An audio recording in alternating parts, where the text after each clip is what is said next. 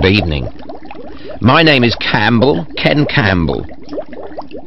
In case we haven't met before, perhaps a few words of introduction might be polite.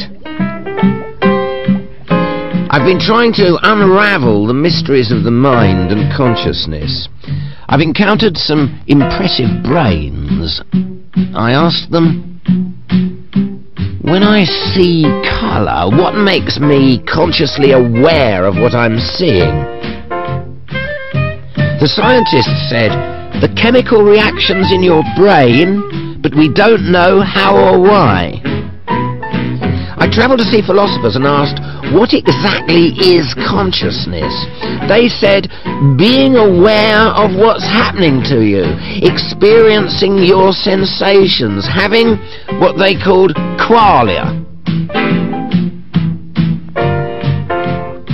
And then I thought, wait a minute, my brain doesn't just make me conscious, it makes me as well, the me behind my consciousness.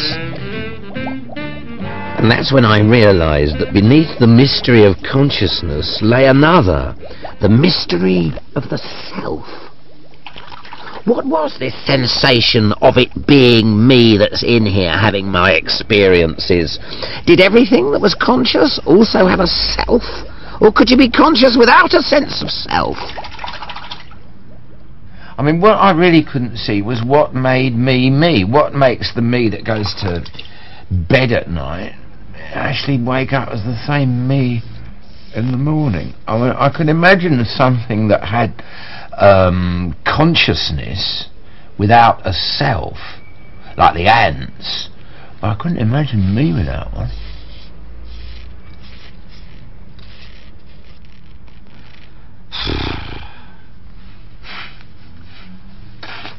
I was running over in my mind everything I'd heard from all the people I'd seen. I had to piece together from memory all the clues and conflicting opinions I'd heard about the self.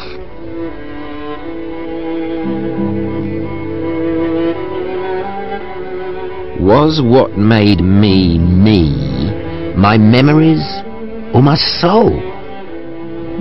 Did everything that was conscious have a self?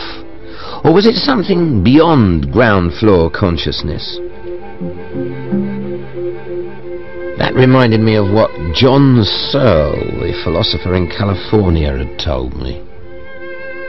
When I feel the meanness of me, is that what you call self-consciousness? That's what I'm calling a self-consciousness, a kind of second-level awareness of my own awareness. Yeah. So, look, I go into a restaurant and I order a meal and I like the steak, but I don't like the wine.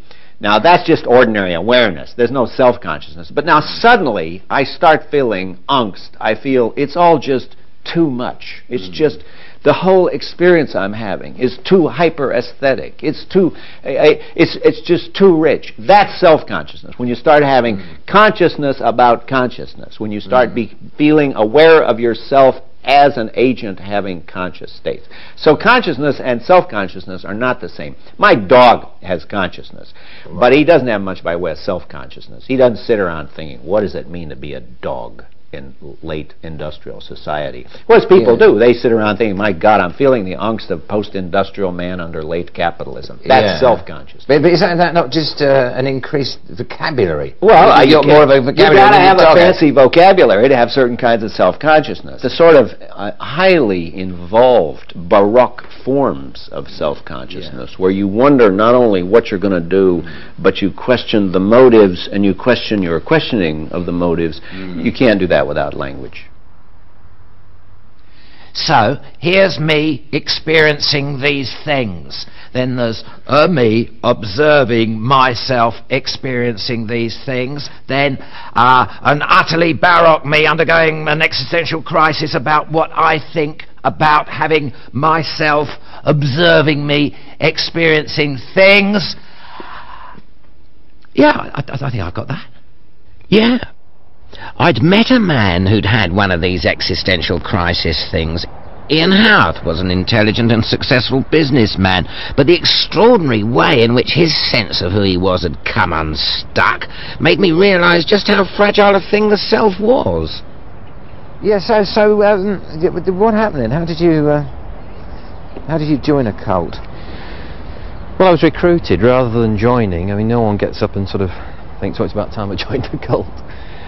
What happened was, I was doing some shopping one day, and I was approached by this very attractive blonde. Yeah. She was attractive, I was very single, and I was quite happy to talk to her when she asked me if I could help her with this survey that she was supposedly doing. Yeah. The answers were answers you were bound to give yes to, unless you were Adolf Hitler or Saddam Hussein or someone like this. And so you say yes, yes, yes, yes, yes, and then she says, look, I represent this community group, I think you'd be interested in it. So I agreed I'd go along to an introductory meeting to find out more. But this was no social club he'd joined. He'd been sucked into a cult. And under the guise of helping him give up smoking, they somehow invaded his very sense of who he was. I wasn't allowed to smoke in the room, so I popped out into the hallway to light up, and this is when it all happened. Yeah. Another lady approached me. Yeah. She was very attractive too. Yeah. And she said, oh, we didn't know you smoked. And I said, sorry, pulled the cigarette out, started to look for an ashtray, and she said, no, you can smoke here, but have you thought of quitting? And I said, yes, why? And she said, well, we have a course, which amongst many other things will show you how to quit smoking, and it's very effective. I said, tell me more. And they did. Sunday night I left the course. It was in a little motel on the outskirts of Toronto, and I dedicated my life to this group. I'd given them all the money I had in my current account at the time. What, by the end of the smoking? Yeah, yeah. And I was a completely different person. I'm most impressed that they can achieve this in 4 days. Using a range of techniques from simple peer pressure to hypnosis, the cult transformed Ian the businessman into a docile devotee. He'd undergone a personality transplant. When you go from one personality, or sense of self, if you like, to another, then we call this change snapping. And if a person is able to come out of a cult, they snap back. I'm doing this with my hands because you've got the one personality that's pushed out of gear and a new one's created, you see. Yeah. And you snap back again if you are able to come out of a cult. And let's remember that many people never do come out of cults again. They stay in there for life. Yeah, when you talk about your real self, yes, or the original one, the real proper you, yes, was kind of got rid of by the cult, yes, and then with the long fight over a year, you got it back again. Yes. What do you mean by the real one? How do you know it was the real one?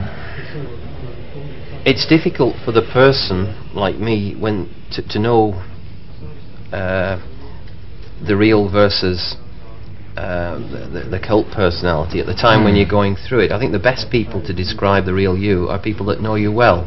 There's no scientific control in the sense that we can't take the real Ian and sort of duplicate him and put him over here and then put this one into the cult and see what happens and so on. So it was a case of my friends, my family, others that knew me intimately knew something was very seriously wrong. And they could see, as I was healing, that more and more of the old me, the real personality, the real self, if you will, was being restored. So his friends could recognise the real Ian, only he couldn't. He'd lost the ability to step back. He'd had to rebuild what Searle called the higher level self-consciousness that normally tells you who you are.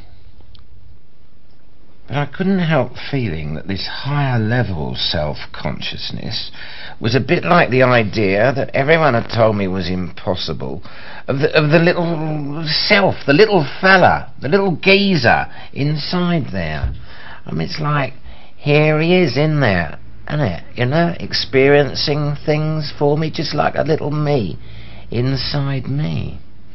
I mean, if the self isn't a little me, what the hell is it? All parts of your mind are treating the other parts like little robots and finding ways to trick them. And that's what you call I. Out with the little geezer, in with the robots. The sense of self was an illusion, according to Marvin, self-proclaimed human robot.